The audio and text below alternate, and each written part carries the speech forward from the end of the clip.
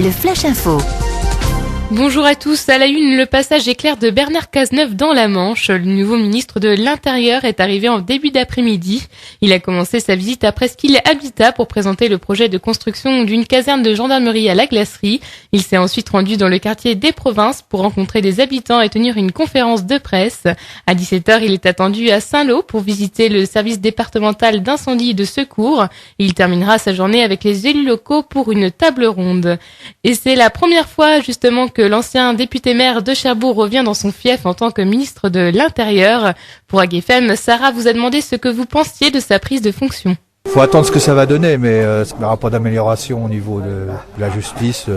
Les voyous seront toujours dehors, comme d'habitude. Voilà. Qu'il fasse ce qu'il faut pour la sécurité de tous les concitoyens français et qu'il soit à la hauteur de sa tâche. L'avantage, c'est d'avoir un ministre dans la Manche, donc j'espère qu'il sera à la hauteur de la tâche qui lui incombe. On s'aperçoit que quand il y a un ministre dans un département, les gens ont plus de choses. Cazeneuve, il changera rien du tout, parce que c'est le bordel en France et ça sera toujours le bordel. On ne peut rien faire, il y a de plus en plus de délinquance.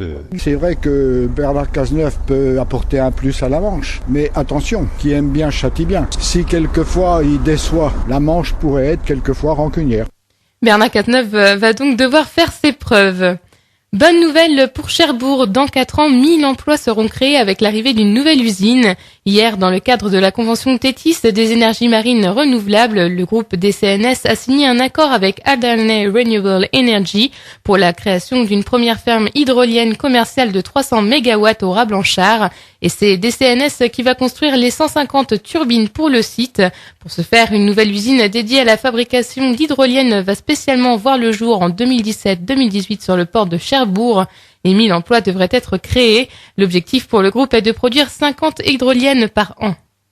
On reste dans les énergies renouvelables avec l'arrivée de véhicules à hydrogène à Cherbourg. Toujours dans le cadre de la convention Tétis, le Conseil général a décidé de montrer l'exemple et prévoit d'acheter 40 véhicules à hydrogène pour renouveler sa flotte de véhicules des collectivités locales. Ces véhicules du futur fonctionneront avec l'électricité excédentaire des énergies renouvelables et 3 stations-service à hydrogène seront implantées, 2 à Cherbourg et 1 à Saint-Lô. Grogne dans les tribunaux de justice. Hier midi, les greffiers, magistrats et fonctionnaires des tribunaux de grande instance de Coutances, Cherbourg et Lisieux ont mené un mouvement de protestation contre la dégradation de leurs conditions de travail. Ils ont dénoncé un manque de moyens et de personnel pour assurer les remplacements. L'action devra se poursuivre aujourd'hui avec les greffiers du tribunal d'instance de Lisieux. Et à partir de ce soir, Cherbourg sera plongé en plein Far West. Ce sont les petits qui vont inaugurer le traditionnel carnaval qui va durer tout le week-end. Pour être sûr de ne pas en rater une miette, on retrouve tout de suite Christian Pinault, un membre du comité d'organisation du festival. Pour le défilé est gratuit et ouvert à tous, donc faut venir déguisé en bande, en confrérie, avec des créations personnelles, des chars. Et nous défilerons dans les rues de Cherbourg en partant de la rue Vatel vers la plage verte en passant par évidemment la fête foraine qui sera présente. Et nous irons cramer, alors je dis cramer, mais nous procéderons à la crémation après le jugement du bonhomme carnaval qui terminera en fait les 3 jours de festivités. Un week-end festif en prévision.